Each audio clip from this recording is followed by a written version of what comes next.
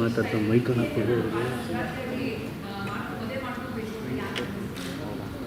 ಅದು ನಾನು ಯಾವಾಗಲೂ ಹೇಳ್ತಾ ಇದ್ದೆ, ನನಗೆ ಯಾರಾದರೂ ನೋಡಿದಾಗ ನನಗೆ ಅನಿಸಿದ್ರೆ ಆಗ್ತೀನಿ ಅಂತ.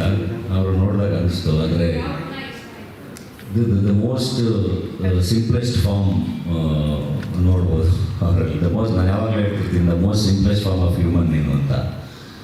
ಸೊ ಮೋಸ್ಟ್ಲಿ ನನಗೆ ಅದನ್ನೇ ಇಷ್ಟ ಆಗಿದ್ದು. ಆ್ಯಂಡ್ ಥಾಟ್ ಪ್ರೊಸೆಸ್ಸು ಮ್ಯಾಚ್ ಆಯಿತು, ಅವರ ಪ್ರೊಫೆಷನಲ್ ಎಥಿಕ್ಸ್ ಇಷ್ಟ ಆಯಿತು, ಎಲ್ಲವೂ.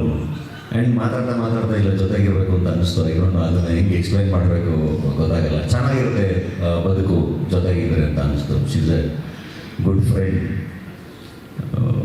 ಯಾವುದನ್ನು ನಾನೇನು ಎಕ್ಸ್ಪ್ಲೈನ್ ಮಾಡೋ ಅವಶ್ಯಕತೆ ಇರಲ್ಲ, ಎಲ್ಲದೂ ತುಂಬ ಚೆನ್ನಾಗಿ ಅವ್ರಿಗೆ ಅರ್ಥ ಆಗುತ್ತೆ. ನಿಮ್ಮ ಪ್ರಶ್ನೆ 1 ವರ್ಷ ಸರ್, ಅಷ್ಟೇ 1 ವರ್ಷ. ನನಗೆ ಒಂದಿಷ್ಟು ವರ್ಷದಿಂದ ಸ್ಟೂಡೆಂಟ್ ಆಗಿದ್ದಾಗ ಒಂದ್ಸರಿ ಮೀಟ್ ಮಾಡಿದ್ದೆ ನಾನು. ಆ್ಯಸ್ ಅ ಫ್ಯಾನ್ ನನ್ನನ್ನು ಮೀಟ್ ಮಾಡಿದ್ರು ಅವರು. ಅವಾಗಿನ್ನೂ she was a student. Jayanagar 4th ಬ್ಲಾಕಲ್ಲಿ ಒಂದು ನಾರ್ತ್ ಕರ್ನಾಟಕ ಇದರಲ್ಲಿ ಊಟ ಮಾಡಿಸ್ಬಿಟ್ಟು ಮಾತಾಡಿಸಿ ಕಳಿಸಿದ್ದೆ ನಾನು. ಅದಾದ ಮೇಲೆ ಯಾವಾಗಲಾದರೂ ಇನ್ಸ್ಟಾಗ್ರಾಮಲ್ಲಿ ಇದರಲ್ಲಿ ಎಲ್ಲ ನಂದು ಯಾವುದಾದ್ರು ಸಿನಿಮಾ ಹಿಟ್ ಆದಾಗ ಅಥವಾ ನನಗೆ ಯಾವ್ದಾದ್ರು ಅವಾರ್ಡ್ ಬಂದಾಗ ಅಥವಾ ಪೇಪರಲ್ಲಿ ಏನೋ ನೋಡಿದಾಗ ಕಂಗ್ರ್ಯಾಚುಲೇಷನ್ಸ್ ಹೇಗಿದ್ದೀರಾ ಅಂತ ಒಂದು ಮೆಸೇಜ್ ಬಂದು ನಾನು ಅದಕ್ಕೆ ಚೆನ್ನಾಗಿದ್ದೀನಿ ಡಾಕ್ಟ್ರೆ ಅಂತ ಹೇಳಿ ಹಂಗೆ ರಿಪ್ಲೈ ಮಾಡಿ ಸುಮ್ಮನಾಗಿರ್ತಾ ಇದೆ. ಸೊ ಈ 1 ವರ್ಷದಿಂದ ಭೇಟಿ ಮಾಡಿದ್ಮೇಲೆ ಆದರೆ ಒಂದ್ಸರಿ ಮೀಟ್ ಮಾಡೋಣ ಮತ್ತೆ ಅಂತ ಅನಿಸ್ತು, ಮೀಟ್ ಮಾಡಿದೆ. ಹಂಗೆ ಅದಾದಮೇಲೆ ಜರ್ನಿ ಕಂಟಿನ್ಯೂ ಆಯಿತು. ಆ ಥರ ಎಲ್ಲ ಏನಿಲ್ಲ.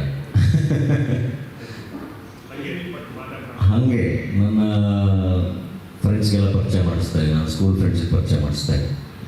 ಅವರೇ ನಮ್ಮ ತಂದೆ ತಾಯಿಗೆ ಪರಿಚಯ ಮಾಡಿಸಿದ್ರು.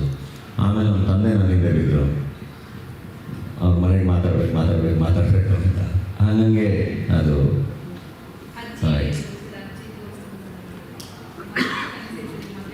ಅದು ಖುಷಿಯಾಗಿದ್ರು. ಅವ್ರನ್ನ ನಾನು ಭೇಟಿ ಮಾಡಿಸಿದೆ, ಅದೊಂದು ಸಮಾಧಾನ ನನಗೆ. ಇವಾಗ ಅವರಿಲ್ಲ, ಅವ್ರನ್ನ ಭೇಟಿ ಮಾಡಿಸಿದ್ದೊಂದು ಭಾಳ ಸಮಾಧಾನ.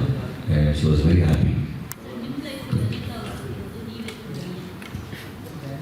ಹಾಂ,